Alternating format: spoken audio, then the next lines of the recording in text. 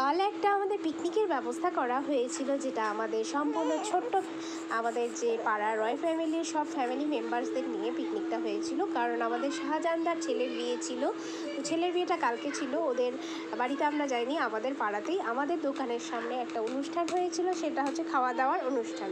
সেটা ছিল মাটন, তারপরে ছিল পটলের রসা, তারপরে চাটনি এবং হচ্ছে রসগোল্লা আর পান্তুয়া। তো এক এক করে সব রান্না হয়েছিল। রান্নার ঠাকুর ছিল কানাইদা, আমাদের কানাইদা রান্না করেছিল। এবং কানাইদা বললো যে আমি একটু চা খেতে যাবো। তো আমি বললাম যাও তুমি চা খেয়ে আসো, আমি একটু নাড়িচাড়ি দিই। তারপরে পটলটা একটু আমি নাড়িচাড়ি দিয়েছিলাম, সঙ্গে ছিল আমার ছেলে মোহর। এবং তারপরে মাংস চলে এলো, মাংস আনতে গেছিলো আমার দেওর রাকেশ, সে মাংস নিয়ে এসেছিলো এবং মাংসটা ও ধুয়ে একটু সাহায্য করছিল কানাইদাকে, এবং আমার হাজব্যান্ডও ছিল সঙ্গে। তারপর হচ্ছে দু ভাই মিলে মাংসটা ধুয়ে দিল। এবং তারপর কানাইদা সব মানে মশলাগুলো তো আগে পিষানো ছিল, দিনের বেলা সব কেটে কুটে রেখেছিলো কানাইদা, এবং মশলাও পিষিয়ে রেখে দিয়েছিল মিক্সিতে। তারপর আস্তে আস্তে মাংস বসে গেছিলো। মশলা কষানোর পর এক কাকা শ্বশুর একটু হেল্প করছিল কানাইদাকে, সুজিত কাকু বলে, তো হেল্প করছিল। সঙ্গে সঙ্গে আমরাও একটু হেল্প করেছি। আশেপাশের ভালোই লাগছিল, একটু আধো আলো ছায়া ছিল পিকনিকের চারপাশটা। পিকনিকটা কিন্তু দারুণ হয়েছে। এত সুন্দর পিকনিক, ঘরোয়া একটা পিকনিক, কিন্তু দারুণ লাগে, তাই না? মাঝে মাঝে এরকম পিকনিক হলে ভালোই লাগে, কিন্তু পিকনিক করলেই তো হবে না, প্রচুর খরচ থাকে সেখানে। আর এত বড় 50 জনের মতো মেম্বার ছিল, মানে সম্পূর্ণ পাড়ার আমাদের লোকজন ছিল, মানে যেগুলো রিলেটিভ ছিল আমাদের সব রিলেটিভরা এসে আমরা একসাথে পিকনিক করেছি কালকে। দারুণ ছিল ব্যাপারটা। আস্তে আস্তে মাংস যখন রান্না হয়ে যাবে, তারপরে মুহূর্তটা গরম গরম খেতে কতই না ভালো লাগে। তো অনেকেই টেস্ট করেছিল, টেস্ট করার পরে আমাদের একটু কষানো হয়েছিল। তো আমি কালকে কিন্তু পোস্ট করে দিয়েছিলাম মাংস কে কে খাবে নিয়ে নাও। তো আমারও খুব ভালো লেগেছিলো পোস্টটা, সবাই তোমরা রিপ্লাই করেছো, কমেন্ট করেছো, লাইক করেছো, এই জন্য তোমাদেরকে অসংখ্য অসংখ্য ধন্যবাদ। আমার একটা ছোট্ট ব্লগ নিয়ে আজকে আমি চলে এসেছি পারমিতা রয় দেবনাথ। তো তোমরা একটু কমেন্ট করবে এবং লাইক তো অবশ্যই করবে, এবং পাশে থাকবে, এবং আমাকে এগিয়ে যেতে তোমরা কিন্তু হেল্প করবে, এটাই কিন্তু আমি চাইছি, ঠিক আছে?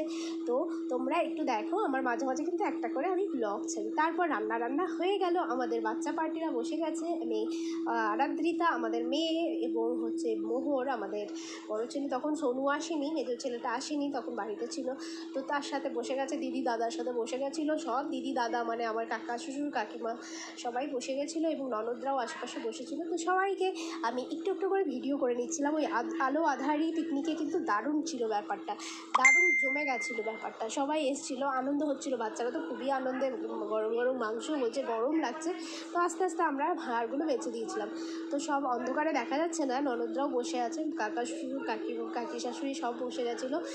3টে ব্যাচ হয়েছে মোট আমাদের, 3টে ব্যাচে এক এক করে সব বলেছে। জেঠি শাশুড়ি ছিল ইনি, তারপরে হচ্ছে ওখানে আমাদের যা আছে একজন, তারপর গুড়িয়া, তারপর ডোনা, ঝুপু, বৈশাখী, বৃষ্টি, মেঘ, সব আমাদের ননদ।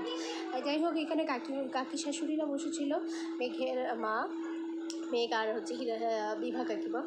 যাই হোক, সবাই বসেছিল, সবাই খাওয়া দাওয়া করছিলো। একটু বৃষ্টি হয়েছিল বলে আগের দিন ওখানে জল জমেছিল। চারপাশটা কিন্তু আলো আধারি, এবং দেওররা একটু পরিবেশন করছিল, সৌরভ এবং গৌরব বলে দুজন দেওর, আরও কাকা শ্বশুরা ছিল। যাই হোক, সবাই মিলেই ব্যাপারটা কিন্তু মজে গেছিলো একেবারে, খুব দারুণ হয়েছে ব্যাপারটা। তো আমার যার আমি পরিবেশনও করছিলাম, তো পরিবেশনের মাঝে মাঝে একটু ভিডিও করে নিচ্ছিলাম, যেহেতু আমি ক্রিয়েটার হিসেবে কাজ করছি ফেসবুকে, একটা ব্লগ দিতে হয় এক দিন। তো আমাদের একটু বড় ভিডিও ছাড়তে হয়, শর্ট ভিডিও 3 মিনিটের মধ্যে। তো 3 মিনিটের একটু বেশি হয়ে গেল বন্ধুরা, একটু ক্ষমার দৃষ্টিতে দেখে নিও, এবং ভিডিওটা কিন্তু সম্পূর্ণ দেখবে। আশা করছি তোমাদের ভালোই লাগবে। এরকম ছোট্ট একটা পিকনিকের ব্যবস্থা, অসাধারণ একটা পিকনিকের ব্যবস্থা তোমরাও মাঝে মাঝে করবে, রিলেটিভদের নিয়ে, দেখবে খুব আনন্দ লাগবে। এটা আবার দ্বিতীয়বার বলছি, তো শাহজাহানদার ছেলের বিয়ের পিকনিক ছিল। থ্যাংক ইউ সবাই।